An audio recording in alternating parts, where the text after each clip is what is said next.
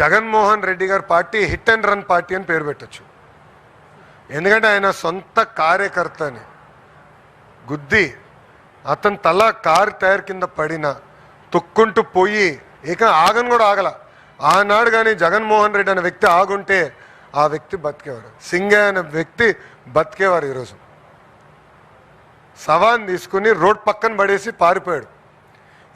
నిజంగానే చిత్తశుద్ధి ఉంటే ఎందుకు కోర్టుకు వెళ్ళాడు? ఆయన కోర్టుకెళ్ళి ఎందుకు స్టే తీసుకొచ్చుకున్నాడు ఇన్వెస్టిగేషన్ పైన? ఎంత అన్యాయమో చూడండి. అంతేకాదు ఈరోజు వాళ్ళ పార్టీకి చెందిన ఒక మాజీ శాసనసభ్యుడు, నేను డాక్టర్ అని గొప్పలు చెప్పుకునే వ్యక్తి, మాజీ మంత్రి, వాళ్ళ కొడుకు యాక్సిడెంట్ చేశాడు. 18 సంవత్సరాలు. Is a major, is not a minor. 18 సంవత్సరాలు కుర్రోడు యాక్సిడెంట్ చేశాడు. యాక్సిడెంట్ చేసిన తర్వాత ఏం చేయాలి? బాబు ఆ క్షణంలో భయం ఉండుండొచ్చు. ఏం చేస్తాడు? ఇంటికి వస్తాడు. అప్పుడు తల్లిదండ్రుల పైన ఉన్న బాధ్యత ఏంటి? అరే నువ్వు చేసిన తప్పురా, అయిపోయింది, వెళ్దాం పోలీస్ స్టేషన్కి, చలో వెళ్దాం, సరెండర్ చేసి న్యాయపరంగా ఏం చర్యలు తీసుకోవాలో అది తీసుకోండి అని చెప్పాలి. తెలంగాణలో ఇట్లనే ఒక కేంద్ర మంత్రి పైన కొడుకు పైన ఆరోపణలు వస్తే ఆ మంత్రి ఏం చేశాడండి? వాళ్ళ అబ్బాయిని తీసుకెళ్ళి నిలబెట్టాడు. లీగల్ రిక్వెస్ట్ ట్రై చేశాడు. దాని తర్వాత అబ్బాయిని తీసుకెళ్ళి నిలబెట్టాడు. ఇదిగోండి మా అబ్బాయి సరెండర్ అవుతున్నాడు, న్యాయబద్ధంగా మేము పోరాడతాం అని చెప్పారు. అది చేయకుండా ఎంత చులకంగా చెప్తున్నాడని. ఒక వ్యక్తి చనిపోయాడు. దాంట్లో కుటుంబం ఉంటుంది, తల్లిదండ్రులు ఉంటారు, భార్య ఉంటుంది, పిల్లలు ఉంటారు. ఇంత సింపుల్గా చెప్పేస్తున్నాడు. ఏమవుతుందంటాడు? అంటే ఎక్కడ పోతున్నావు అంటే మీ బాబాయిని చంపేశారు. అట్టనే ఆయనే చంపించాడు. వాళ్ళ బాబాయిని జగన్మోహన్ రెడ్డి చంపించాడు.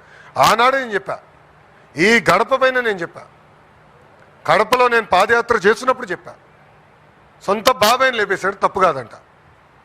సింగయ్యని ఆయనే చంపేశాడు, తప్పు కాదంట. వాళ్ళ పార్టీకి చెందిన వాళ్ళు ఒక వ్యక్తిని గుద్ది చంపేస్తే అది తప్పు కాదంట.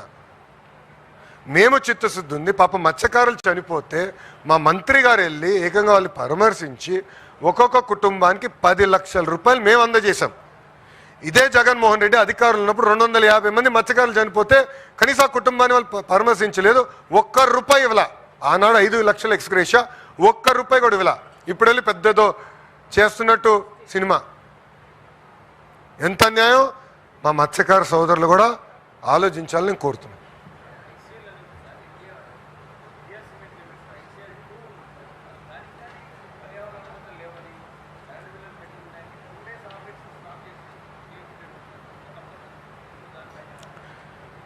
సార్, మా ఇండస్ట్రీస్ మంత్రి గారు అదేవిధంగా మంత్రివర్గంలో ఉన్న మంత్రులందరం లక్ష్యం ఒకటే, పరిశ్రమలు నడవాలి. ఏమైనా ఇబ్బందులు ఉంటే ప్రభుత్వం తరపున ఏమైనా సమస్యలు ఉంటే అది మేము పరిష్కరించాలి. పరిశ్రమల తరపున ఏమైనా లోటుపాట్లు ఉంటే వాళ్ళు సరిదిద్దుకోవాలి. దాంట్లో మాకు చాలా క్లారిటీ ఉంది. ఎక్కడ ప్రకృతి ఇబ్బంది పడకూడదు, పనిచేస్తున్న కార్మికులు ఇబ్బంది పడకూడదు. అది మా లక్ష్యం. బట్ కలిసికట్టుగా పనిచేస్తూ వ్యవస్థల్ని ముందలు తీసుకెళ్ళాలి.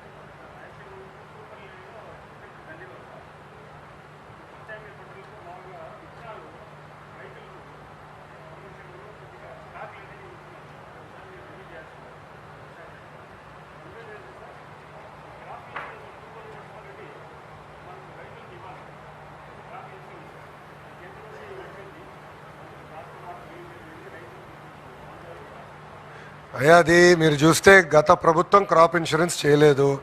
వాళ్ళు పెట్టిన బకాయిలు తీస్తూ మేము పోతున్నాం. ఇప్పుడు స్కూల్ ఎడ్యుకేషన్ను సుమారుగా 5,000 కోట్లు వాళ్ళు బకాయిలు పెట్టి వెళ్ళారు. మళ్ళీ ఈ రన్నింగ్ ఇయర్ నేను పే చేయాలి. సో ఒక పక్కన బకాయిలు క్లియర్ చేస్తూ ఈ రన్నింగ్ ఇయర్ది మేము క్లియర్ చేస్తున్నాం.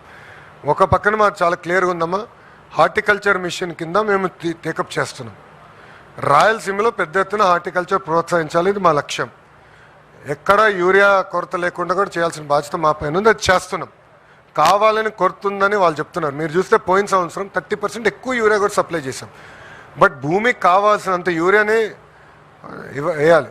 ఎక్కువ వేస్తే పంజాబ్ లాగా మనకు కూడా క్యాన్సర్కి హబ్ అవుతాం. అట్లా కాకుండా ఎంత అవసరం ఉందో పంట ప్రకారం మనం చేయాలి. మీరు ఇన్పుట్ అని మీరు చెప్పారు, నేను చెక్ చేసుకుంటాను. I will definitely discuss with Atchannaidu గారు. No problem.